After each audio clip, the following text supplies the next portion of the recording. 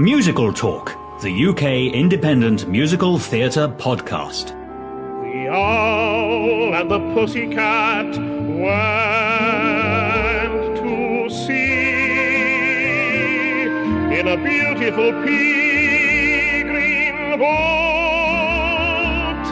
They took some honey and plenty of money. You're listening to The Owl and the Pussycat Went to Sea from the 1968 musical play of the same name, with music and lyrics by British playwright and composer and lyricist David Wood.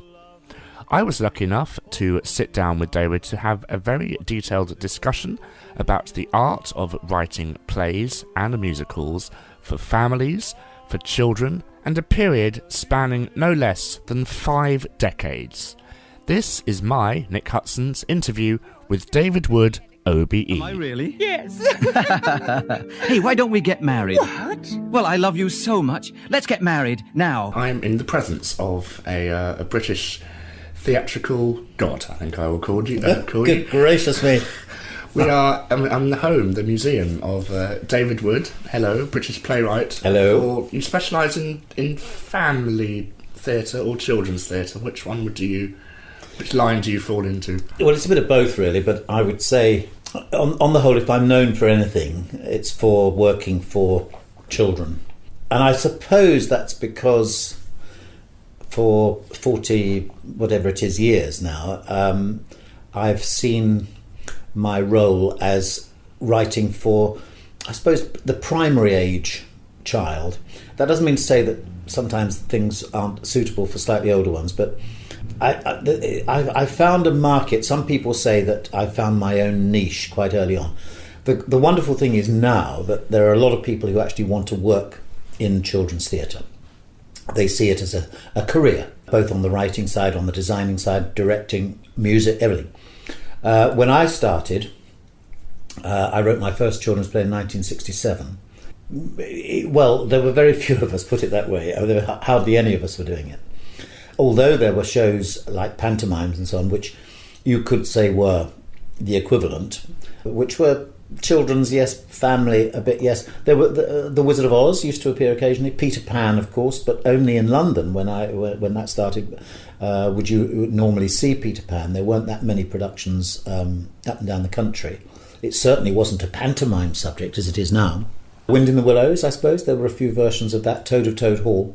There was a man called Nicholas Stuart Gray, who I think had probably finished by the time I started, and he used to write fairy tale type plays which were done in London, Lyric Hammersmith, places like that.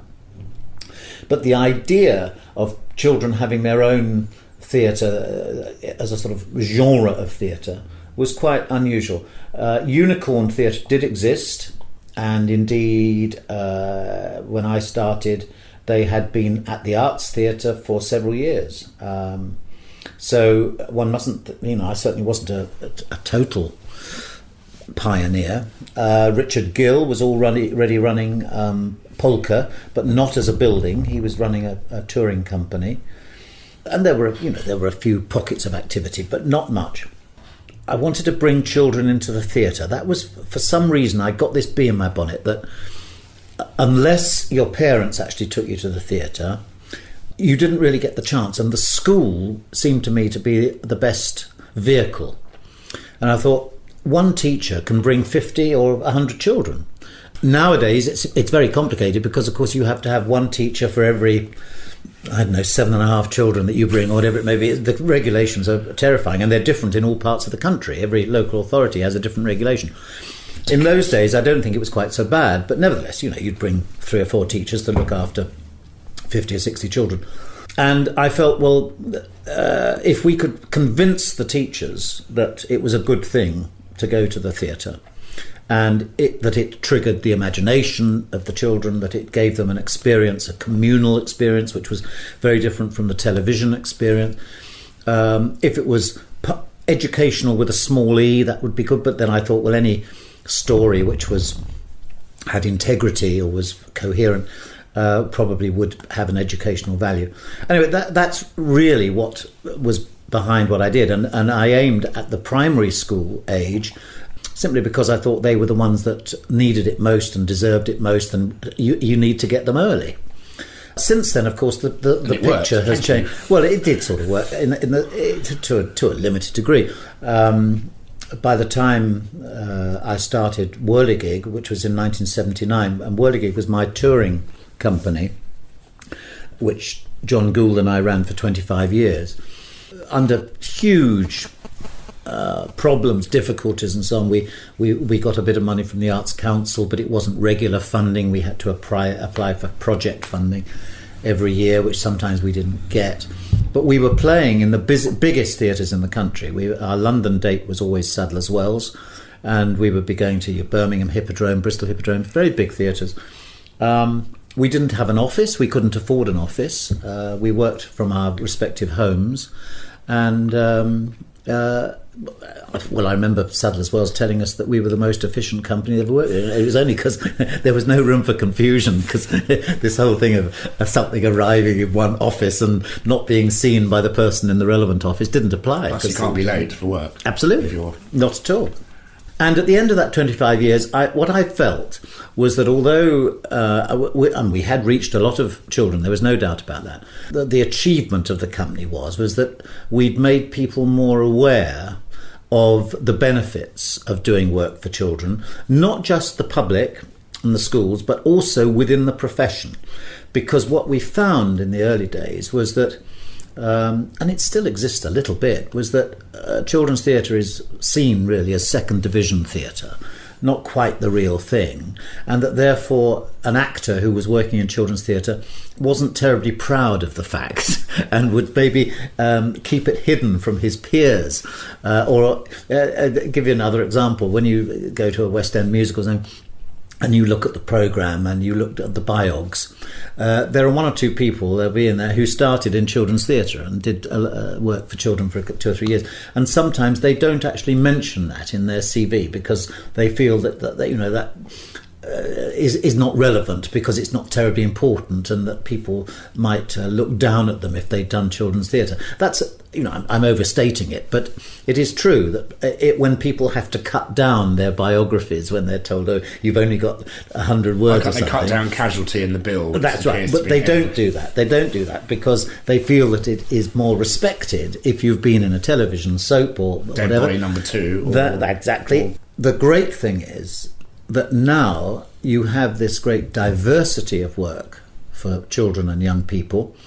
There's been a huge explosion in work for under fives, for instance, which I've been part of to a certain extent, but there are wonderful companies like Oily Cart and Theatre Rights and Travelling Light in Bristol who do the Gruffalo is a big specialise thing every Christmas. And well, that's right. And Snowman has always been a big Christmas. The Snowman, show. Yes, that's. I think they probably saw that as for slightly older ones. They didn't see that as under fives necessarily, but the Gruffalo they certainly did. And your own Tiger Who Came to Tea. That's right. Well, a Tiger Who Came to Tea is put on by the same company as do the Gruffalo. And they came to me, and it wasn't my idea to do it. Although I have to say, my own children, it was our favourite book. I mean, in the house, it was hugely popular. But for some reason, I never thought of adapting it.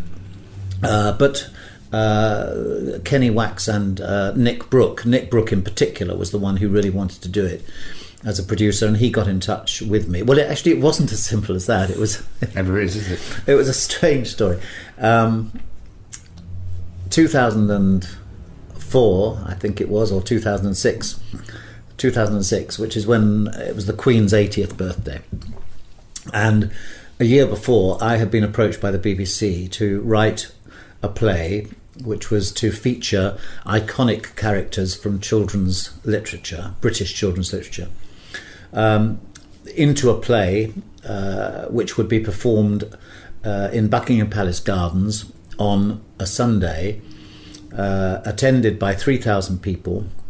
No pressure. Which would include a couple of thousand children, and would have a lot of starry people and so on doing it, and it would be televised live on BBC One on the afternoon of this particular Sunday. It was an extraordinary experience. It was not an easy experience, and it was sometimes a rather painful experience, but I wouldn't have missed it for the world. How do you decide which characters to put in that? I mean, there are so It's a great opportunity to... That's right. I made great lists of iconic characters. Some of them were animals, some of them were human beings, some of them were fantasy characters, some of them were like the famous five, sort of children, fairly straightforward. But when I came to write a storyline, I mean, the basic storyline was that the Queen had decided to hold a party at Buckingham Palace. So I took the real idea. And the BFG was living at Buckingham Palace because at the end of the book, in fact, I've never admitted this before, but at the end of the book, he actually is invited to live at Windsor Castle by the Queen. But I pretended that it was Buckingham Not Palace. having him living here. He's too big. That's right. But I imagined, well, if the BFG is still living there, and also Sophie from the BFG is still living there, this is quite a thought. Sophie is really Sophie Dahl, who 20 years on from the writing of the book or more, has become Sophie Dahl, the supermodel.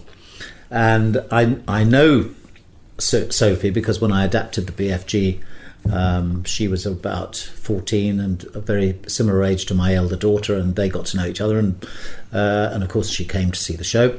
So anyway, I thought, that would be quite fun. Sophie, grown up, is still living at Buckingham Palace, and the Queen asks her to help with the invitations for the party. Didn't they have the Harry Potter lot come in and do cutaways or something? Well, no, it was a bit more complicated than that, really. No, the idea was that they invited, apart from the children coming, but they invited all the characters. And the problem was that they didn't know whether to invite the baddies or not. The Captain Hooks, the Aunt Spiker and Aunt Sponge. Grand High Witch. That's the Grand High Witch. And in the end, they didn't invite them. And of course, they were very miffed not to be invited and decided to try and wreck the party. And this involved them doing dastardly deeds. And also, which was an important part, the Queen, this is real now, the Queen in reality had agreed to do a speech at the end. She would come on at the end and talk to the audience and, of course, everybody at home via the television screen about the importance of children's literature and the fact that she wanted to celebrate it on her 80th birthday.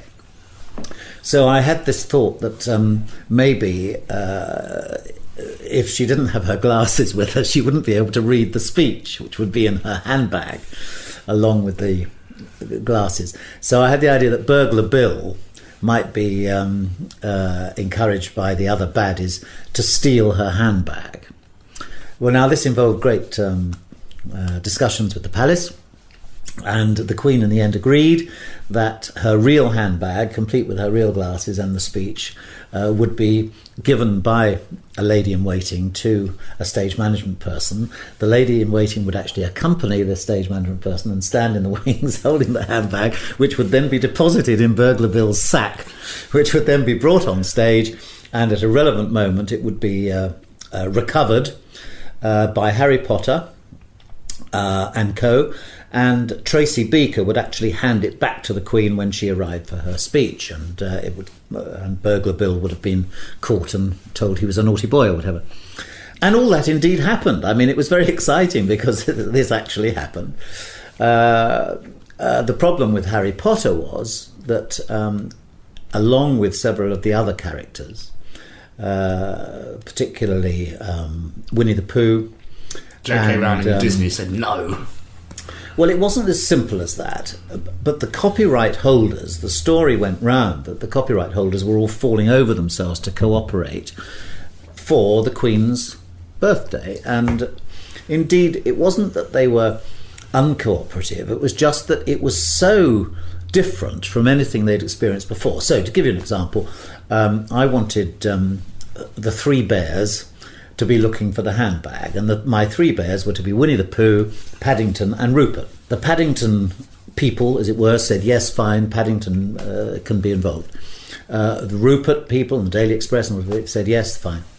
Winnie the Pooh is owned by Disney, and well, when I tell you that the head of a rights department flew from Los Angeles to London specifically to talk to me about this, And Disney don't do phones. Well, it was extraordinary. I mean, it would have been so easy to do it by email or whatever, but he asked for information, and I told him everything, which he'd already been told anyway.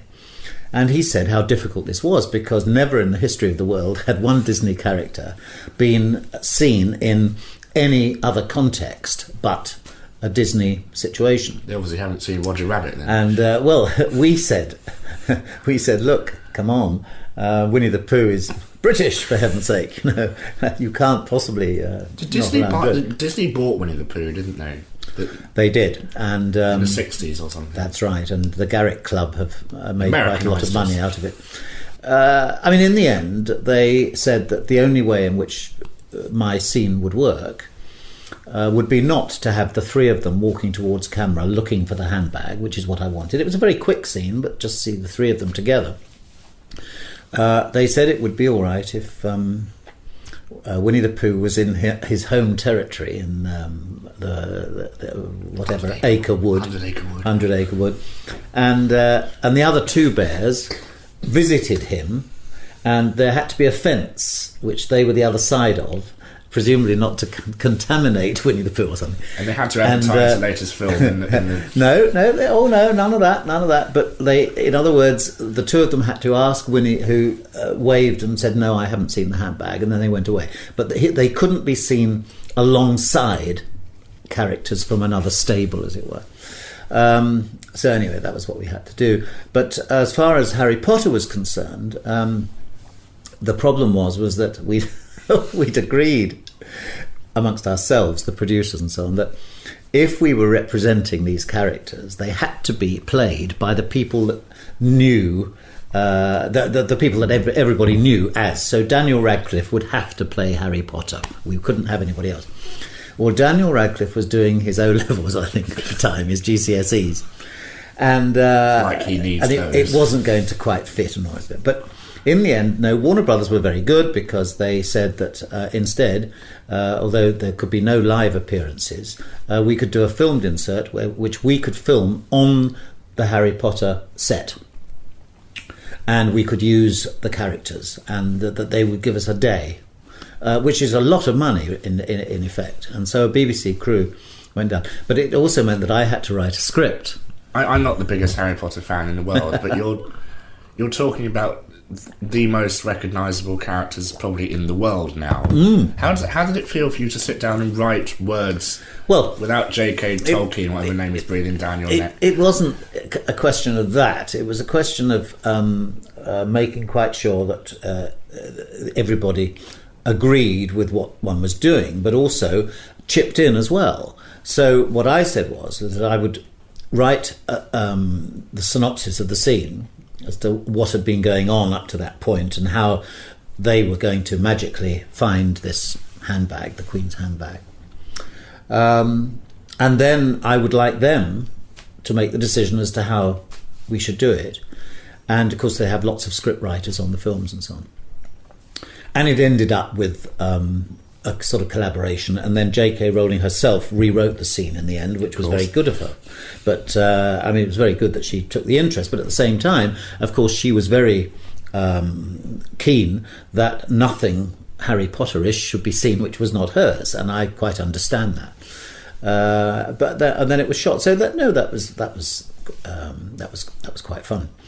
But to go back to The Tiger Who Came to Tea, which is where this rambling story started, at the Palace on that day they had a reception for children's writers, and they asked me to sort of host it, because I know a few of them, but also because I think they wanted to keep me away from Trevor Nunn's rehearsals in the garden because they thought I was interfering a bit, because changes had been made to my script. I wasn't very happy. But anyway, I was there to welcome these authors in, and at one point an elderly lady came in who I didn't recognise, and so I said, "Somebody, who's that?" And they said, "Oh, it's Judith Kerr, and who is the creator, the writer and illustrator of The Tiger Who Came to Tea." And well, I went over to welcome her, and I almost went down on my knees because that book was so popular in our household. And she completely took the wind out of my sails by saying, "Oh, thank you very much," she said, and my husband sends you his best regards. And I didn't know who her husband was, hadn't got a clue. And luckily she saw my confusion and said, "Oh, my husband is Nigel Neal." Now, Nigel Neal was the man that created Quatermass, which in the 50s and 60s was a huge live television drama about a monster and sort of science fiction. Pre-Doctor Who. And the point was, which I found extraordinary, he had written some television plays, one of which I was in as an actor in around about 1970-71. So it was 35 something years earlier, but he had remembered me and had obviously recognised the fact that I had slightly changed gear and was writing and doing things, and he knew that I was writing this play at Buckingham Palace. He knew his wife was coming to the party, and he was able to put two and two together. He said, "Well, if you meet David Wood, say hello," which was lovely. So I had a long chat, and she said, "We must meet and you must come and see him. He'd love to see you," because I hadn't seen him for all these years. Sadly, within a few weeks he had died, and so the next time I saw her, we did meet and we chatted, and she was very sweet, and she said, she said, "There is a producer who has shown interest in doing a stage version of Tiger." As a joke, really, I said, "Oh, well, if they want someone to write it, tell them to give me a call." The tiger who came to tea, the tiger who's as magic can be, and who knows when he may come back again. The tiger who came to tea. He was a very nice tiger. I'm glad to hear it. It's hard to believe it's true, but it happened to me and you. We just opened the door, and what did we see? The tiger who came to tea. And it has been an absolute joy. It was a labour of love to adapt it and to write the songs for it and so on, and then to actually direct it as well. It's a 55-minute show with a cast of 3, and it toured in 2008, and it played near London. It was at Greenwich and one or two other places, and did reasonably well. And then it came back again in 2011 and did extremely well on tour, and then it came into the Vaudeville for a 9-week West End season, which was really, really lovely. And we had a lot of reviews. We had proper reviews, because of course most children's theatre doesn't get reviewed by the main critics. The Times review was delightful, and the business just went up and up and up and up. So by the end, we were selling out, and which means at the Vaudeville about 650. I'm about to direct it again for Christmas for the University of Warwick Arts Centre, and then it's going off to Singapore and Hong Kong and Dubai, and then next year we're doing another tour, and it might come into the West End again. So it's been an absolute joy, and going back again from these rambling stories, but what is interesting to me about it, quite apart from the fact it's been fun and it's worked and it's been received well, is the fact that a show like that, for really aimed at under 5s, would not have existed maybe 15 years ago, 20 years ago.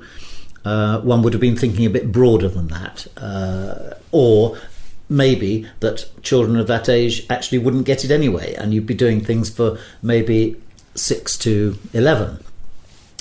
But we're now in a situation where the perception of things has changed over the years, and children, although I don't believe children are actually more sophisticated, as people often say they are, children do know more younger. And so a show like My Gingerbread Man, which Gingerbread Man was written in 1976, and it was written for the Towngate Theatre Basildon, one set, 6 in the cast, which was about right for the time. Cameron Mackintosh and I had done a couple of my shows before then. This was, pre-Cats, or maybe Cats had opened by then, I don't know, but certainly pre-Phantom and all the rest. But we decided, and he liked it, Gingerbread, so he decided that we would bring it in to London for the following Christmas. And so it came into the Old Vic for 2 Christmas seasons. And then it took off from there, and it's been wonderful for me. I mean, it's 35 years old now, and it's been paying the rent the whole time, really, because it was done in every single rep company in the country. It's still one of the most popular children's plays in Germany. It doesn't get done here as much, but in Germany there are always about 8 or 10 state theatres do it at Christmas time. But that was very much, I would say, geared towards primary school children, I mean, maybe 5, 6 up. Now, if I wanted to revive it and bring it back, I think that it would be perceived as for younger children. And so it would almost be put into the under 5s category. It would be wrong to do that, but at the same time, I think that a lot of teachers and a lot of parents would look at it and say, oh no, my 9-year-old would be too old for that. So things have shifted over the years, and you have to sort of accommodate to that. Whitmore Crompton, who wrote, for listeners who don't know, she wrote a very famous book series called Jess William, all the way from 1919 to 1969. And in 1969, she said, I feel my characters would have been a lot younger if I were to write it now. Do you think that makes sense? Yes, I think television is responsible, I don't mean that in a bad way, for people knowing more earlier. And so that the awareness of various issues, various areas of life and so on, they come into a child's life much, much earlier. Now, I'm not really talking about this whole thing of the erosion of childhood, and I mean there's a lot of talk about that, particularly at the moment. Since day one as well. Yes, well that's right. And I think it's wrong to automatically assume that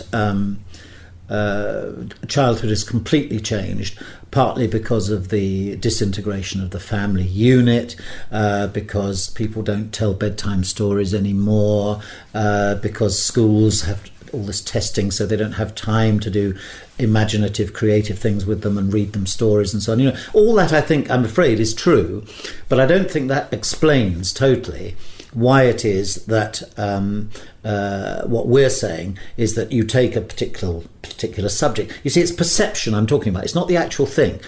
I'll give you another example. The perception of Paddington Bear. I've never adapted Paddington. I was asked to at one point, but it didn't happen. But a few years ago, Polka Theatre did a production of Paddington. And in my opinion, a mistake was made. It was a very good adaptation, and it was a very fair adaptation of a number of the books. The Polka Theatre being the Polka Theatre for Children, which is in Wimbledon, which is a great institute for children's theatre. It says on the absolutely box, yes. Sorry, just to clarify, a beacon of children's theatre. And Michael Bond, who wrote the Paddington books, he liked it very much. He liked the adaptation and the production that they did. The problem was that the business wasn't very good. The reason it wasn't very good was because in the adaptation of the books, the content was actually for slightly older children than the perception of Paddington had become. The perception of Paddington now is that he's for under 5s, and it's the Paddington teddy bear, and it's the little books which they're beginning to do because they recognise that the perception has changed. They're now doing small books which are simpler stories. He does not represent the Paddington which Michael Bond wrote, which was really for everybody, but certainly not for under 5s. I mean, it was for maybe 9, 10, 11-year-olds. And of course parents liked it as well because they're quite the stories are fun for everybody, but the story involved, for instance, the Jewish next door neighbour who has a history and has various things in his suitcase and so on. And in the book, I mean, it's really very moving indeed because the Holocaust is sort of mentioned and talked about. Well, you wouldn't do that for under 5s, really, because they wouldn't understand. But this was in the play. And what happened at Polka, sadly, was that the people that came to the play, on the whole, tended to be too young for it. And the ones for whom it was intended didn't come because not they themselves, but their parents or their teachers thought, oh no, Paddington, well, that's for the little ones. They're doing something for the little ones this year, which wasn't true. So this perception of children and sophistication and so on is a problem, but you just have to sort of cope with it, and it's all to do with the marketing, really. But I think that's what Stiles and Drew did so well with Mary Poppins and Julian Fellows as well, and Disney and Cameron Mackintosh, is they made it for everyone. There were jokes for the adults, and that's hark back to pantomime and things, but Mary Poppins seems very special because it's just such a perfect taking of the movie elements, of the story elements, the things that the general public have ingrained into their craniums, the images, and they put a very good production on stage for the family. You're absolutely right. Well, let's talk about the difference between family and children's theatre, because I think there is a difference, and both have their virtues, and there's nothing wrong with either of them. By family theatre, talking in current terms, I suppose we're talking, yes, about Mary Poppins. We'll certainly be talking about Shrek. We'll be talking about Matilda. Lion King. The Lion King, yes. They're all musicals, which is interesting. That is indeed interesting. A lot of them feature animals, or there is a fantasy area. I mean, Shrek obviously has fairy tale characters in. Do you consider Wicked to be a family show? I wouldn't personally, no. I wouldn't. I think they would. I think the management would, and I think some people might well, but I don't see that as a family show in quite the same way. The book certainly isn't a children's. It isn't, exactly, and I think that's probably partly why I feel that. The Wizard of Oz is a family show, but I don't think Wicked is.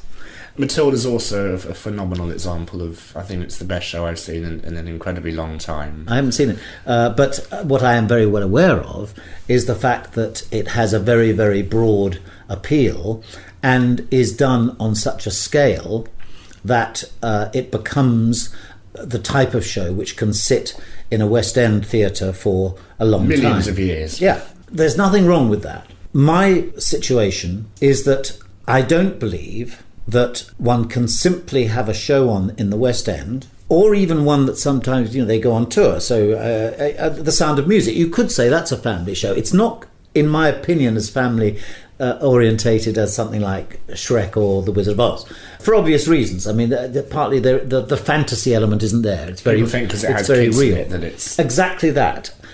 There are various elements, there are various ingredients, if you like, which make one think that it could be a family show. Children is one, animals is one, fantasy characters is another. The fact that it's adapted from a children's book is another one too, because you don't necessarily find that a children's book automatically becomes a children's play. It might well become a family play. It sort of goes the extra distance because it has the sort of legs that can go that distance. But my position is that most of these shows that we're talking about, if you want to go and see them, you probably pay £65 a ticket, and you probably find that there are no reductions for children. And you think, hang on, this is a family show, isn't it? Isn't it for children? Shouldn't we expect it to be slightly cheaper for smaller people? And then, no, we can't do that because they're very, very expensive shows to put on. And you think, OK, fair enough. And then you think, well, where are these shows happening? Well, they're very specific because some of them are so big that they have to be in the West End. And indeed, if they do tour, they have to be honed down a bit and the production has to be slightly changed in order to be able to go into some of the provincial theatres. And so you suddenly realise that actually the number of people that can see these shows, yes, over a period of 15 years or something is considerable, but it is not populist in a real sense, because if you're living in Hartlepool or you're living in a part of the country which is not very near to us, it's not fair to say, oh, you must go and see that, because A, you couldn't afford to because you've got the train fare and the ticket. I think it's a bit elitist to say that. I mean, I remember Michael Billington once years ago said that for you don't really need children's theatre, but just take them to Cats or take them to a pantomime. Well, OK, maybe take them to a pantomime. I mean, some pantomimes are absolutely fine. for children and they get something out of them, yes, I don't doubt that. I myself was brought up on pantomime, and I would agree with that. The problem with pantomime is that sometimes the story is rather overlooked. I mean, a lot of the pantomimes are much better these days because they've, I believe, picked up things from children's theatre, whereby they've realised that children actually like a good story. But nevertheless, they are broader entertainments because they have to entertain everybody. I still have this rather conservative belief that if we do something which is specifically targeted at children, we have more chance of really gripping them and bringing them in to what we're doing than even if they see something big and wonderfully spectacular, which is a family show. That does not mean to say that the lucky ones who are able to go and see Matilda or are able to go and see Mary Poppins don't get something out of it, and that's absolutely fine. I'm talking about the other ones who don't get that chance.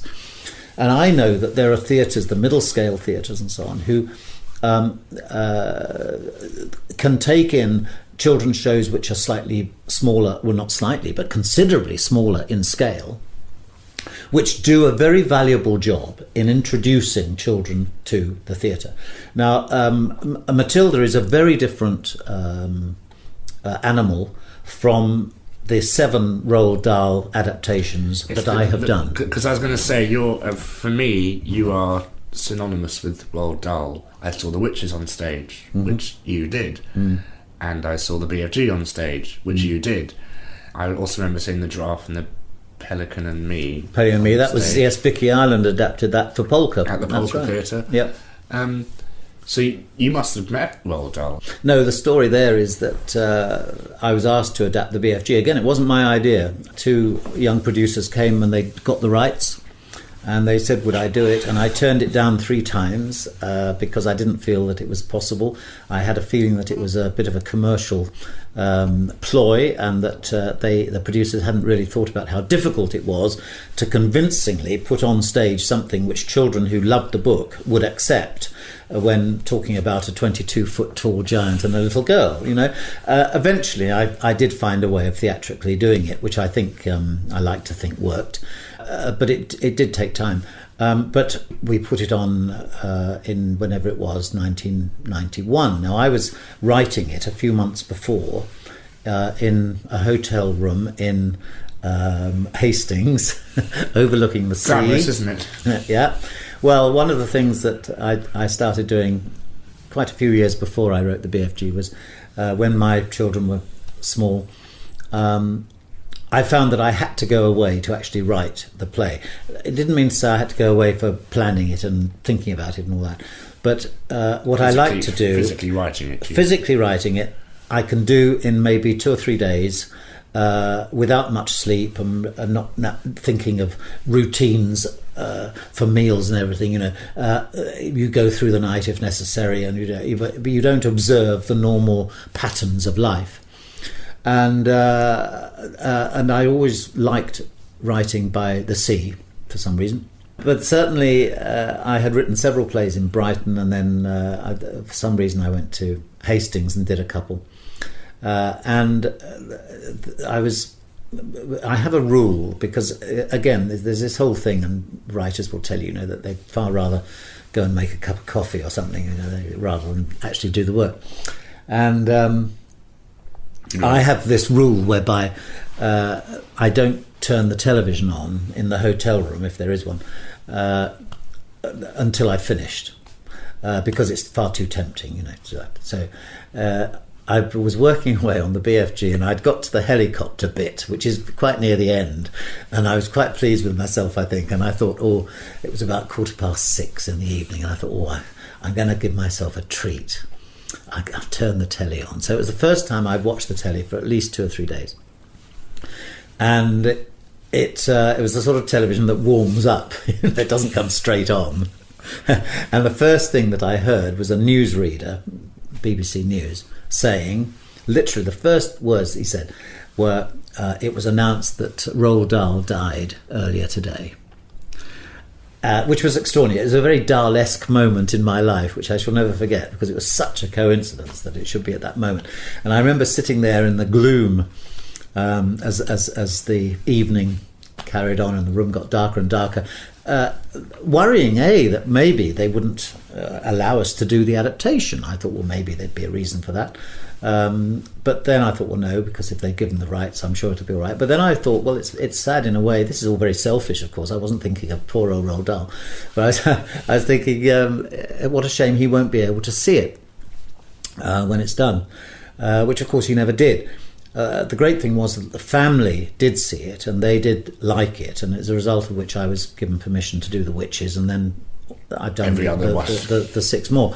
But the family, to be absolutely honest, I mean, Tessa Dahl, that's Sophie's mother, did say to me once that I was very lucky that Dahl had died when he did. And I said, oh, really, why? So she said, well, he hated everything that anybody ever did to his stuff. I was going to say, and I was thinking it might sound quite rude, and when you said, he wouldn't get to see it, and I thought, well, he probably hate it anyway, because he...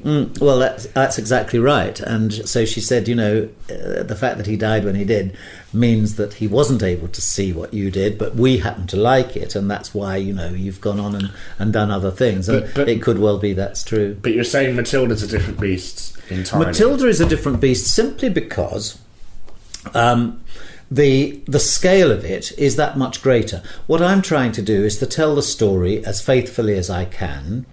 And I'm not saying they're not with Matilda, don't get me wrong. I'm trying to do it in not in a straitjacket, but I know that if I were to be so inventive and I had to have all sorts of stuff flying in and trucks blazing and all this, it wouldn't really get done. I don't think it would get done. Nowadays it might be, because Dahl has come up again, you see, but then he wasn't as well known as he is now. So it's going to be very interesting to see what happens when Matilda has been on a year or two. They do say that the Drury Lane is going to be a new musical of Charlie and the Chocolate Factory by Mark Shaman and Scott Whitman, who wrote Hairspray and things like that. So. Well, what I do know is that the new Charlie musical has been in preparation for some years. I think I'm right in saying that Sam Mendes is involved. However, having said that, there is might be a confusion there, because there is a big James and the Giant Peach in preparation too. There's a big musical based on that. What this will mean as far as my stuff is concerned, I'm not sure.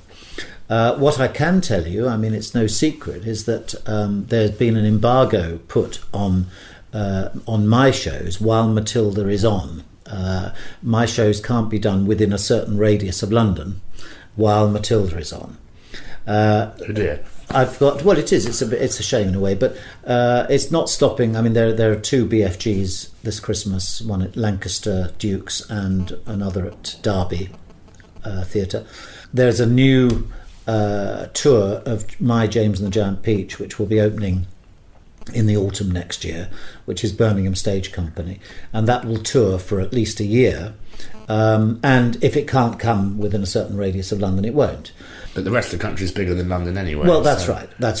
If James and the Giant Peach, the brand new musical, came in, I'm not quite sure what they'd do. What they can't do is completely ban all productions of my Dahls. They can, the professional ones, technically they could do that if they wanted to, but there'd be a problem with the amateur ones, because the deal with Samuel French would have to be scrubbed out, and I'm not quite sure how you do that. But my contention is, to be honest, that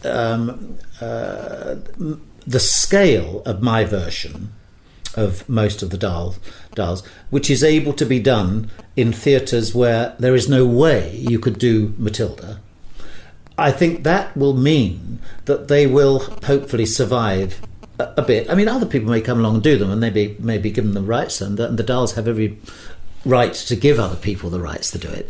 But what I would like to think is that mine will continue to be done in those places where they can only do the scale of play that I have written.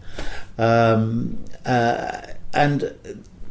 it's like, I don't know, there must be other examples of where there is the biggie, as it were, and there are other shows which are similar or whatever, but they are smaller scale and can be done. I mean, certainly, again, we know that a big musical like Matilda, maybe in 20 years' time, the amateur operatic societies will be doing it.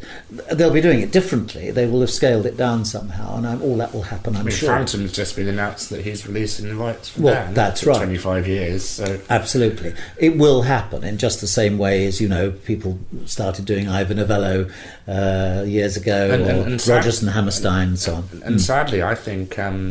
as charming a piece as Betty Blue Eyes was, I think that's much more suitable for amateur rights and community theatres, because it's a great... it's about a community, that show. So I think you're right. I think that I certainly think that Betty Blue Eyes has a considerable future anyway, but I think it has a considerable future in the community amateur market. Because I think it's just the sort of show that they're looking for, and they don't want to always do the same old ones. That's right. No, I think it'll fit very well into that market. My question for you, and I've always wondered this: why is there no musical of The Witches?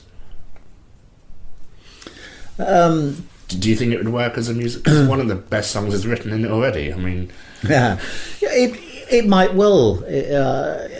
Yes, I mean, it might well work as me. It's like any of them. I mean, there's how you do it, isn't it? Yes, there are some people who've been working on a musical, I think, of the BFG in America, and there are people who I've been very lucky with the Dolls, because people have been falling over themselves to try and get the rights. And I don't think it's any secret that between 15 years and 20 years ago, I don't know, 15 years ago maybe, Styles and Drew and I worked on Matilda. I did not know that.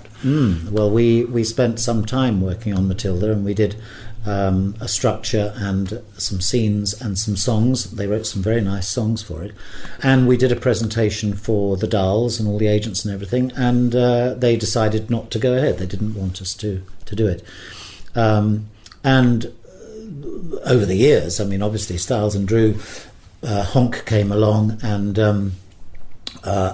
Mary Poppins and several other shows, and we have regularly gone back to the Dolls and said, we're still interested. And meanwhile, I was doing other Dolls as well, but they always held on to Matilda, and I think they were hanging on for a big one as a big musical, and you could say that their judgment was right, so that's absolutely fine. But no, we did work on it. But as far as The Witches is concerned, I'll do The Witches with you. That's my well, it's horses for courses. It's as far as stories are concerned. It's funny because when I was asked to do the BFG, I was given a free hand, really. I mean, I knew I couldn't do it with a cast of more than 8 or 10 or something like that. The financial side of it, I knew would be tricky, because the seat price had to be relatively low, because that was going to be touring and it was going to have a lot of schools performances, and you can't have it too high a seat price. And that undoubtedly, in a commercial situation as this was, affects the budget and affects the way you do things. But it wasn't that made me stop doing it as a musical. There's an early synopsis where I think I actually was positioning a few places for songs. Because you're composing lyricist yourself. Well, that's right, and I would. I have this sort of slight luxury in a way, whereby ever since I wrote my first children's play in 1967, I've allowed myself the luxury of writing my own songs. Occasionally I've worked with somebody else, but very, very rarely. Now, you could say that's a bad thing. You could say that they would be much better if someone else did them. But we have made the occasional album. The Owl and the Pussycat Went to Sea. There was a lovely album with Harry Seacombe and Roy Castle on it. I've always enjoyed writing songs, and certainly for Gingerbread Man and so on. It's been, I don't know, a lot of people talk about collaboration, on musicals and so on. The fact that you're working with several people. I hate arguments. I hate confrontation. And one of the things I can honestly say that with my children's shows is that I have arguments, yes, but the arguments are with myself, because I'm doing book music and lyrics. So it's entirely my fault. It's entirely my baby. And the result of that is I find that I do argue with myself, but I always win. and that's for good or bad. But I don't have a situation where someone is fighting for the book and someone is fighting for the lyrics and saying, oh, but we can't say that, we've got to do this here and there, and the musician is saying, oh, no. And as an actor, I've been in musicals where I've experienced all this heartache that goes on. And sometimes I do direct them myself, though, as well, I have to admit. But Gingerbread Man is a case in point where I ended up directing it. I mean, the first Gingerbread Man was directed brilliantly by Jonathan Lynn, who later wrote Yes, Minister, and has just written the play in the West End and directed it. And Jonathan, round about that time, I'd known him since I was at Oxford and he was at Cambridge, and he was in review and so on, and I was in review, and we knew each other. And I asked him to direct The Plotters of Cabbage Patch Corner, which was an early children's play of mine. And he said, oh, God, why on earth me? He said, I don't even like children. He said, I haven't got children. Why on earth ask me? And I said, that's the whole point. I said, I want you to take it seriously as a play and not patronise in any way. And he directed it brilliantly. It was at the Shaw Theatre, the first Christmas show ever at the Shaw Theatre. Julia Mackenzie was in it before people had really heard of her. She was a wonderful ladybird. Bridget Turner, great actress, was Greenfly. It was a very, very good cast. And it came back the following year.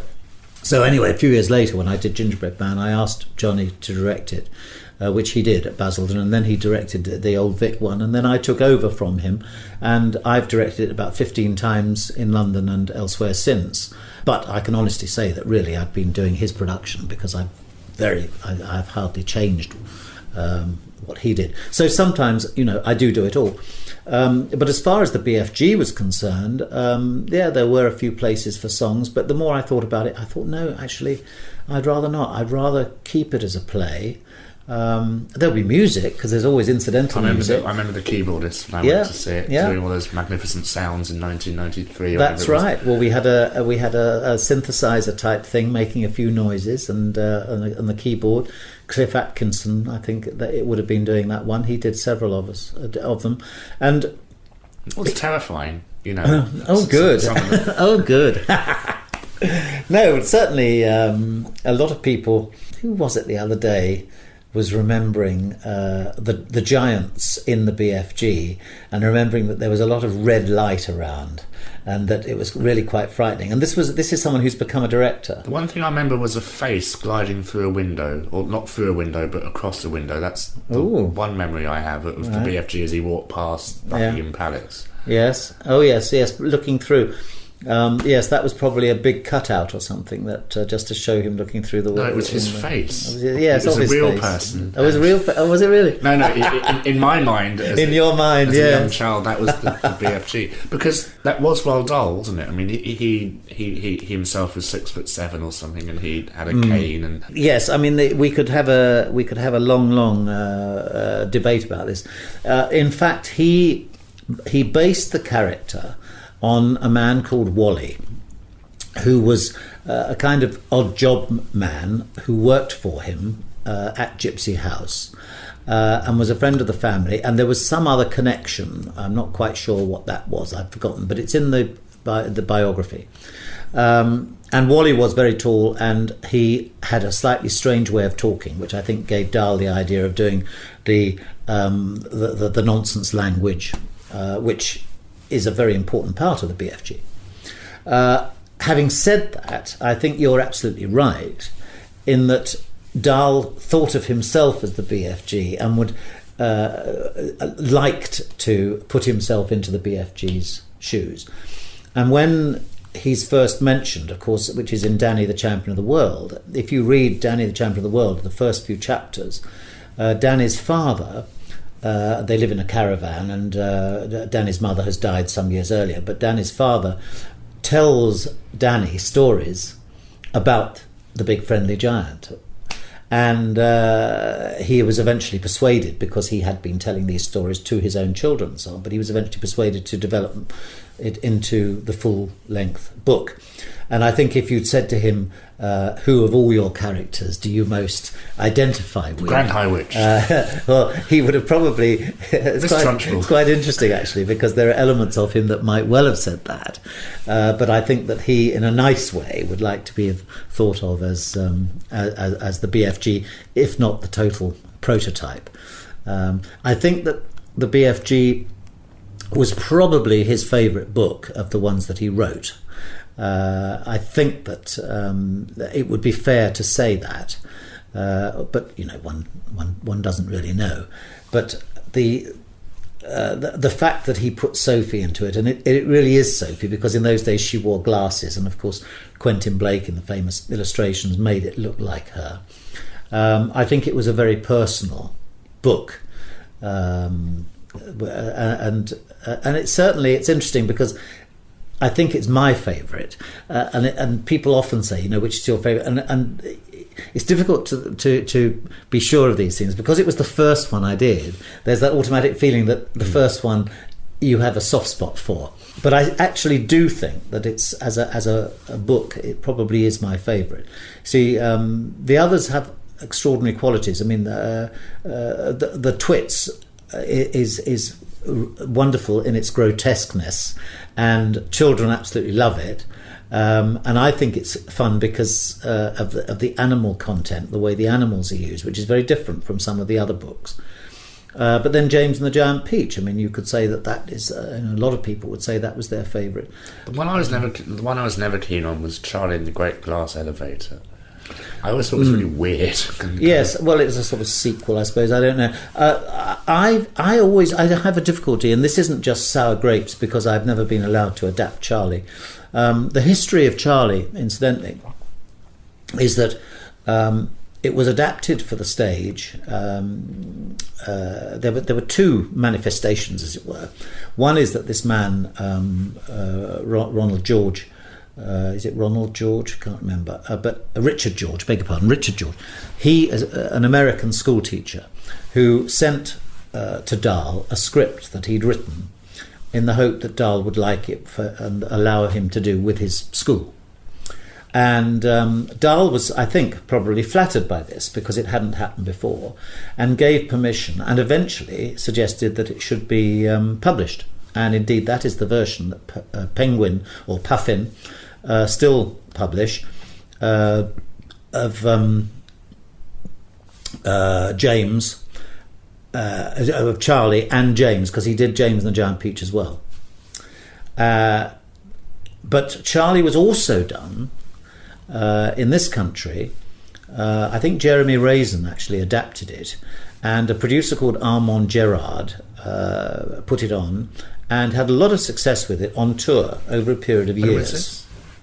This would be back in the 70s, I should think, and maybe into the 80s.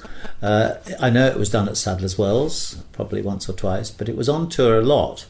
And I think there were songs in it.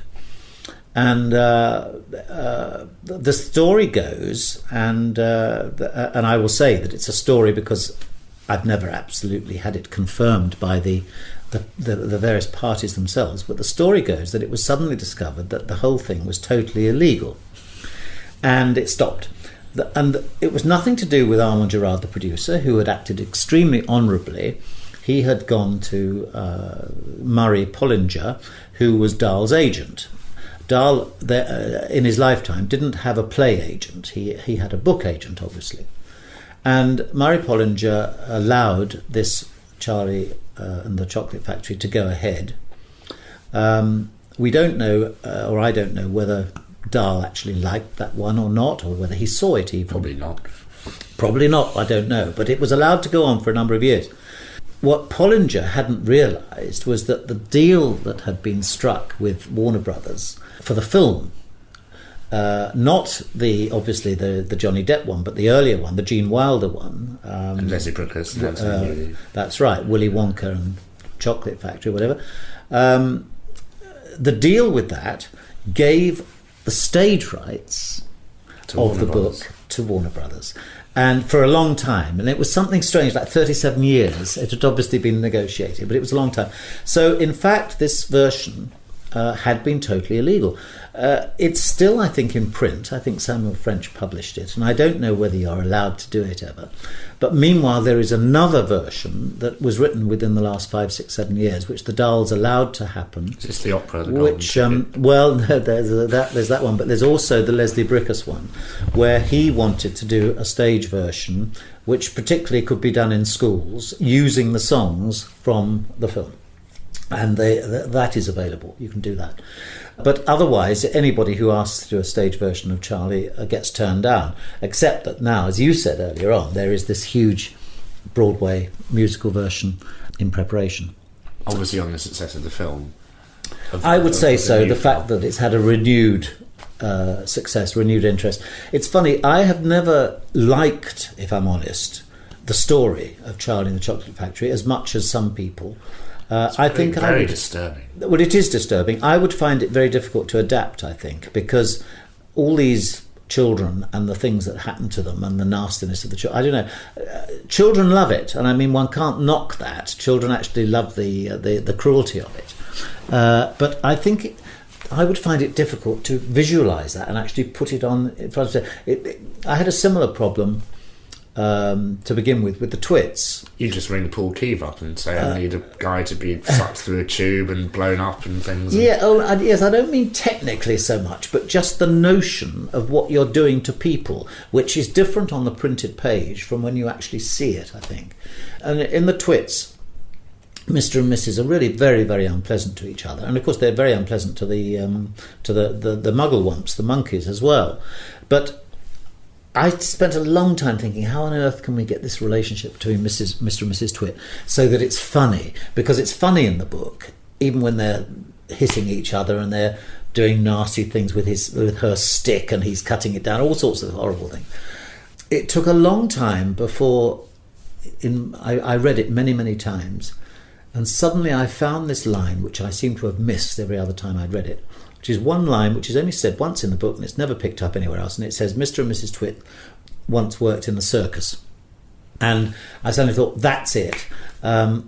We can do it as a circus idea whereby it's a sort of slapstick, they're almost like clowns, and if we actually have a circus ring in the middle of the stage and we change the lighting when they go into one of their routines where they're nasty to each other, we can do it in a theatrical way which won't involve them having to necessarily hit each other for real, which wouldn't be funny. I mean, I don't think people would find that funny, whereas they would find a slapsticky, clowny type arrangement quite funny. So it may be that with Charlie that one might do it in a similar way rather than doing it naturalistically. But as I'm never ever going to be allowed to do Charlie, then it's not worth really considering too much. I still think The Witches would be a wonderful idea for a musical because... Well, it could well be. Yes, it could well be. My problem, I tell you what my problem is, that I believe that in a children's play, now I perhaps believe this for a family play as well, I just feel that on the whole, songs should be there to progress the action rather than to comment on it or to divide it up or any or musical whatever. ever. Well, yes, one says that, but it's amazing how many times there are songs, sometimes the most successful songs in a musical, which actually, by the end of the song, you are no further forward in the story than you were when it started. And I don't think there's necessarily anything wrong with that, particularly in an adult musical, but with a children's thing, somehow action is very important and keeping the story going is very important. So the sort of songs that I've always liked are songs where, supposing in The Plotters of Cabbage Patch Corner, where some of the insects have been caught in a flower pot with a sticky spider's web and they have to escape. And there's a song which is just called 1, 2, 3 or something, and it's very tippy-toe. 1, 2, step 3, 1 step 2, step 3.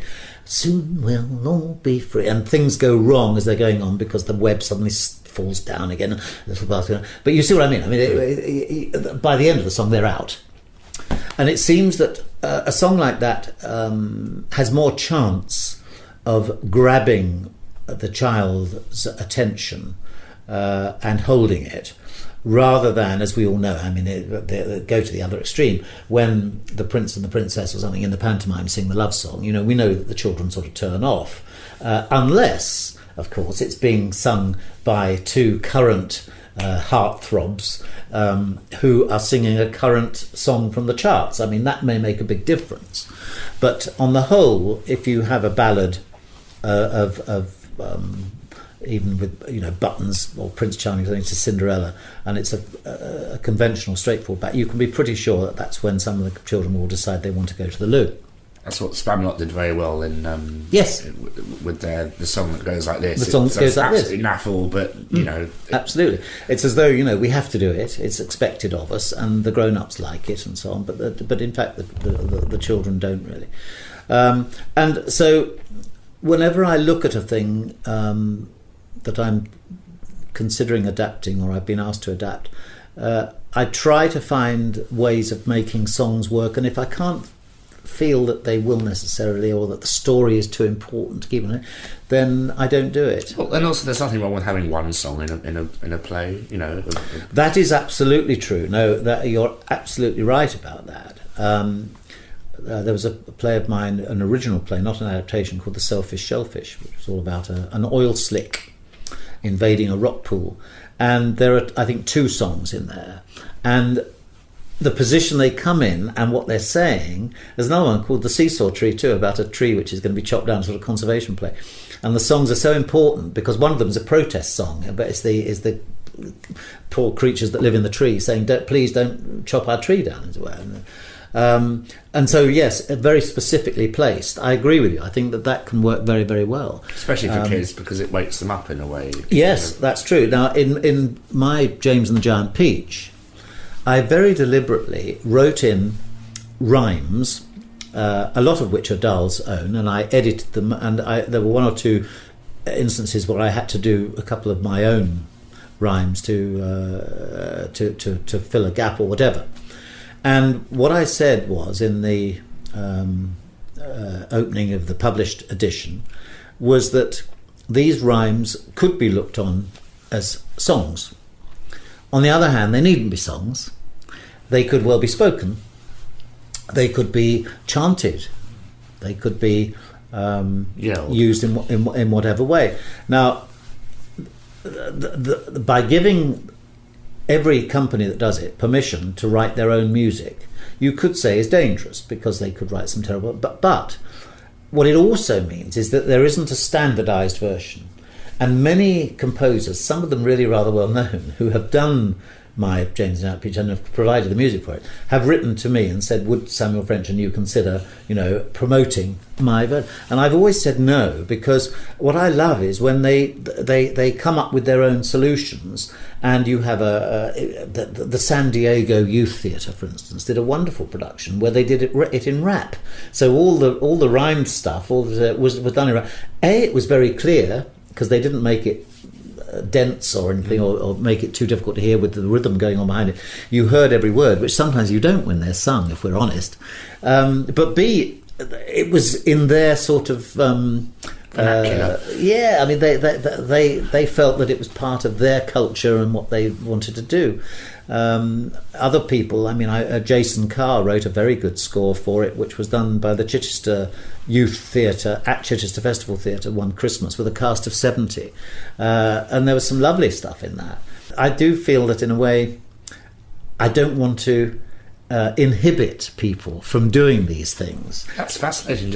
I mean, the thought of just providing lyrics to a theatre company and saying, do what you want. I mean, it's great if kids are involved as well, because it means they can become part of the creative process. Absolutely right. That's genius on your behalf. So well, I don't know. It's laziness, really, maybe. But no, I do love it, because when I go and see a new production, I never know quite what to expect.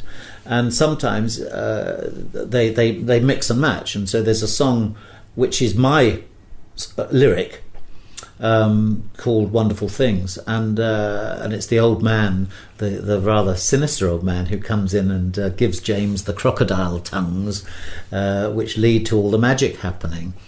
And And that's been set in all sorts of wonderful, you can imagine all that sort of thing, sometimes in waltz time, because actually when you say it, it feels a bit waltzy. But one of the best productions I ever saw, it was spoken. And it was, yes, there was an underscore going on, but it was deliciously sinister, even though it was saying nice things. and I thought that the spoken version told the story, if you like, of what the song was about better than if one was singing wonderful and you had this rather nice voice saying it, when in fact what one wanted to do was to make the child sit on the edge of its seat, not quite sure whether this character is a goodie or a baddie or a nice whatever, so it's interesting. Well, David Wood, thank you very, very much you've completely changed my views on theatre forever. Rubbish. In the space of an afternoon. But thank you very much for talking to us. Where can people go to find out more information about your life?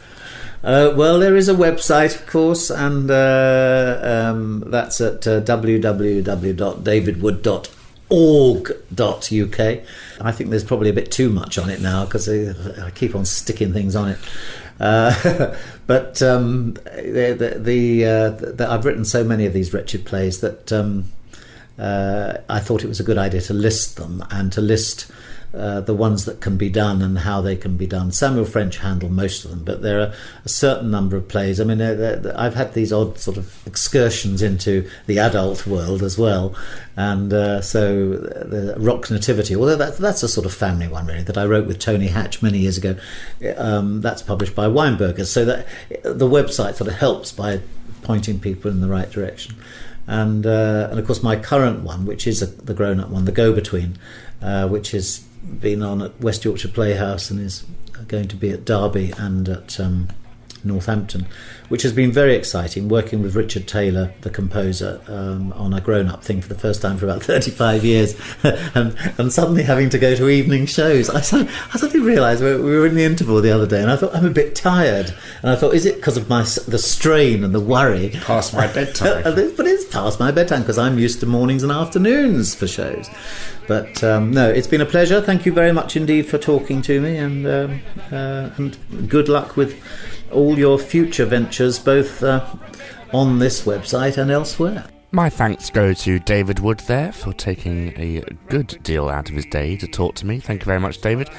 Lots of great stuff coming up in the future of Musical Talk. We're discussing Matilda very soon and Crazy for You, and we've got some very lovely episodes of A Christmas for You that are not festive at all, which will be absolutely delightful and quite ironic.